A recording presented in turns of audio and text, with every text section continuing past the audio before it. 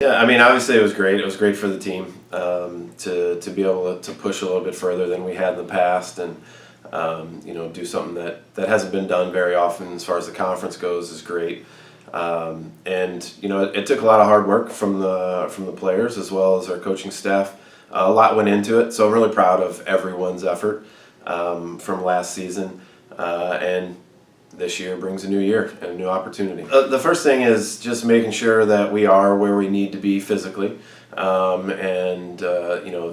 what I can gather and the feeling I get, the returning players have done a good job, and our freshmen have been here for 5 weeks now, and getting acclimated to campus and everything that goes along with being a student athlete.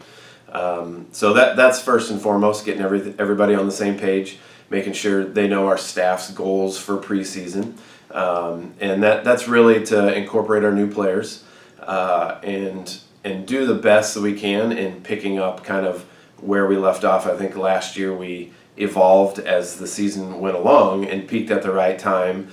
And we think that we have the ability with a good group of returners and experienced players to be able to pick up, maybe not necessarily in mid-season form because that's nearly impossible, but to be further along earlier in the season than we were last year. That's kind of our first preseason goal, right? Well, I think you always look to your upperclassmen returners, and we have a good group that like I said, are experienced. They've won some games, and they've also had the struggles, which I think proves to be good experience overall when it comes to the end product. So we'll look for leadership on the field from them, as well as off the field, and just getting our team ingrained, all moving in the same direction as quickly as possible. I think we have a good group of upperclassmen to be able to help along doing that.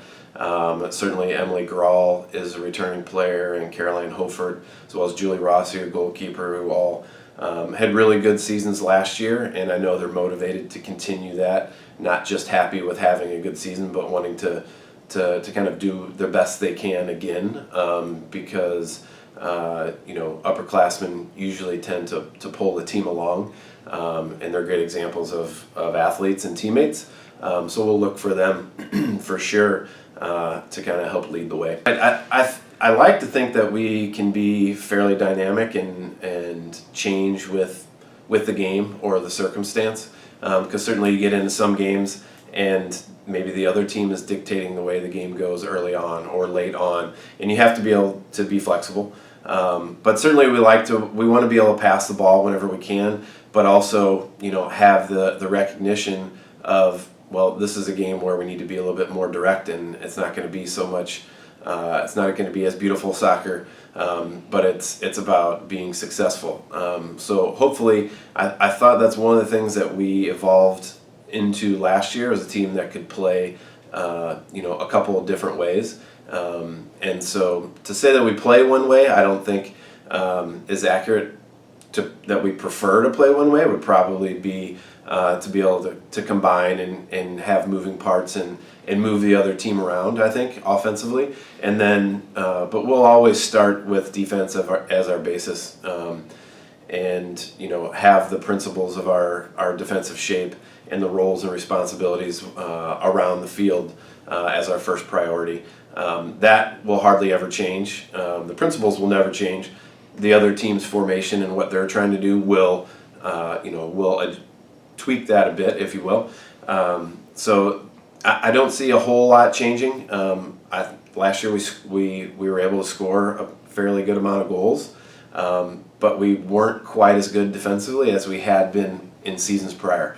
So that's one of the things we want to shore up. If we can keep the same amount of scoring that we had last year and tighten up a little bit more defensively, I think we'll have a little bit more consistency in terms of our results. So I think that's where we'll look.